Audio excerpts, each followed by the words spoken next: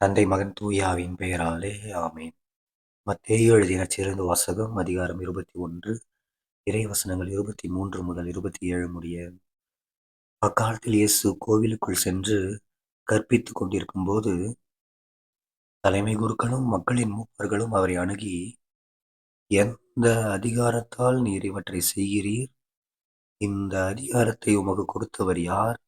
என்று கேட்டார்கள். இயேசு அவர்களுக்கு மறுமொழியாக,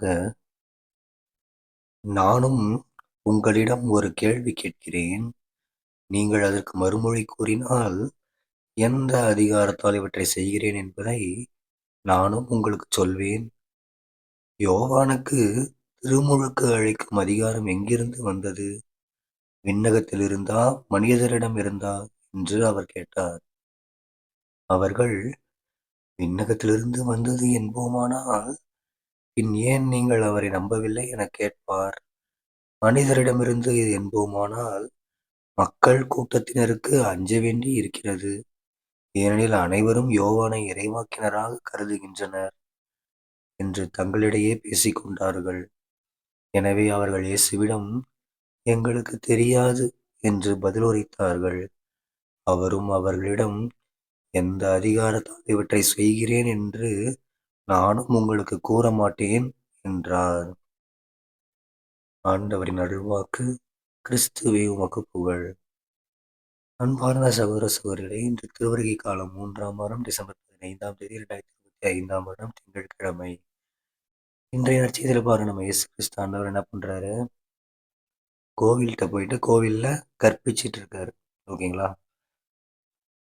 இப்படி கற்பித்து கொண்டிருக்கும்போது என்ன கேட்குறாங்க? கேள்வி கேட்க ஆரம்பிக்கிறாங்க பாருங்க. குதர்க்கமா கேள்வி கேட்குறாங்க வேணும்னே ஏசப்பாவை நோக்கி. எந்த அதிகாரத்துல நீங்க இவற்றை செய்றீங்க? ஏசப்பா உடனே என்ன கேட்குறாரு? அவங்கள மடக்கிற மாதிரி வேற கேள்வி. ஓகேங்களா? அதே தான் நாமளும் என்ன பண்றோம்?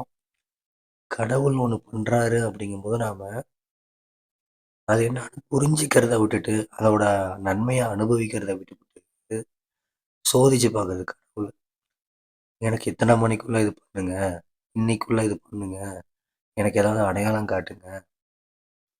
எப்படி அப்படி? அப்படின்னு சொல்லி நம்ம என்ன பண்றோம்? கடவுள சோதிக்கிறோம். வேண்டானா நடக்குது. ஓகேங்களா? டிஃப்ரெண்ட்டா கூட நடக்கலாம். கடவுள் அவருக்கு பிடிச்ச மாதிரி கூட பண்ணுவாரு. ஓகேங்களா? அதனால நம்ம என்ன பண்ணக்கூடாது? கடவுள இந்த காலத்துக்காரங்க மாதிரி சோதிக்கக்கூடாது. கடவுளை ஏற்றுக்கொள்ளணும். சரிங்களா?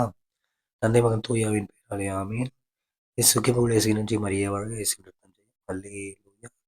Price the Lord.